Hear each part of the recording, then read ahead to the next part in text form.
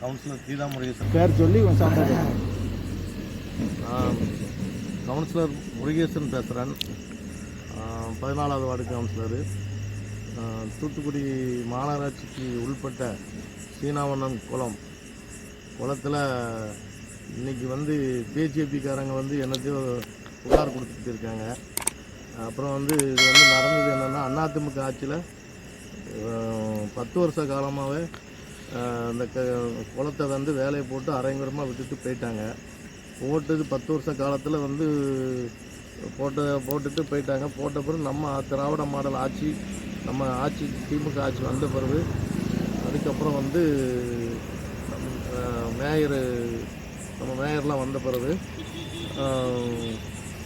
குளத்தை வந்து வேலைகள் பார்க்குறது ரெடி நம்ம ஆட்சி திராவிட மாடல் ஆட்சி வந்தோடனே குளத்தை வந்து வேலை பார்த்து மேயர் வந்தோடனே எல்லாம் வேலை பார்க்குறதுக்கு ரெடி பண்ணிக்கிட்டு பண்ணோம்.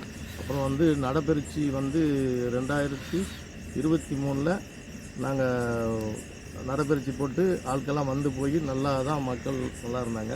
அப்புறம் 2023 டிசம்பரில் மழை வெள்ளம் வந்ததுனால அது வந்து கொஞ்சம் வேலைகள் வந்து தண்ணி கட்டினோன்னா அந்த கல்லுகளும் அங்கிட்டு கொஞ்சம் பேர்ந்து ஆகிப்போச்சு.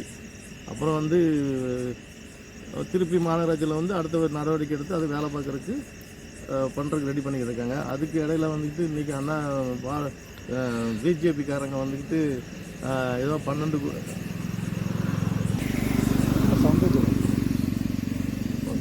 அதிமுக வந்து இந்த குளத்தை வேலை பார்க்கும்போது என்ன பண்ணாங்கன்னா, உயரம் ஆக்கிட்டு தண்ணி கெட்ட விடாதவங்க ஆழமாக தோண்டாமல் மேட்டாப்லேயே தோண்டிட்டு போயிட்டாங்க. அதனால் தண்ணி வந்து அதில் கெட்டி தான் வெளியே வந்து நடைபெறுச்சி உள்ள கல்லப்புறம் கொஞ்சம் சேதாரம் ஆகுது.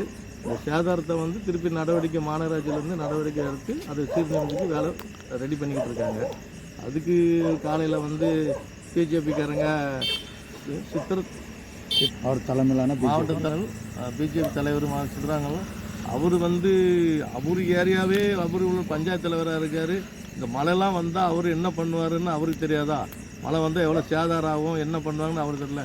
பிஜேபி 4 வருஷமாக இவங்க எங்கே போனாங்க?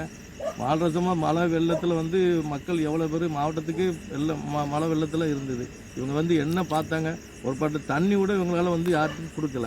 இப்போ 4 வருஷம் கழிச்சு சும்மா ஒரு 10 பேர் வந்து கொடியை காமிச்சிக்கிட்டு அதை பண்ணாங்க இதை பண்ணாங்கன்னு சொல்லிட்டு என்ன ஊழல் பண்ணணும்? திமுக ஆட்சியில் எந்த ஊழலுமே எப்பவுமே கிடையாது.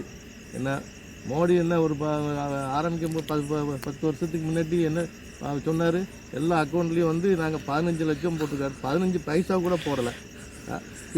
பிஜேபிக்காரங்க இங்கே வந்துட்டு வாய் பேசிக்கிட்டு இருக்காங்க. அதனால் வந்து நாங்கள் வந்து எங்கள் முதலமைச்சரோ எங்கள் அமைச்சரோ அடுத்த எங்கள் எம்பி எங்கள் மேயர் எல்லாருமே தூத்துக்குடி மாவட்டம் ஃபுல்லாகவே எல்லாருமே நல்ல சிறப்பாக தான் எல்லாம் பண்ணிக்கிட்டு இருக்காங்க. மக்களும் செழிப்பாக இருக்காங்க. மக்கள் நாளைக்கு நாங்கள் எங்களுக்கு தான் திமுகவுக்கு தான் ஓட்டு போடுறதுக்கு ஆளுங்கட்சி திருப்பியும் திராவிட மாடல் ஆட்சி தான் வரப்போகுது. அதில் எந்த ஆட்சி பாடும் கிடையாது. நம்பிக்கையோட மக்கள் எல்லோரும் இருக்காங்க, எங்களை எதிர்பார்த்துக்கிட்டு இருக்காங்க.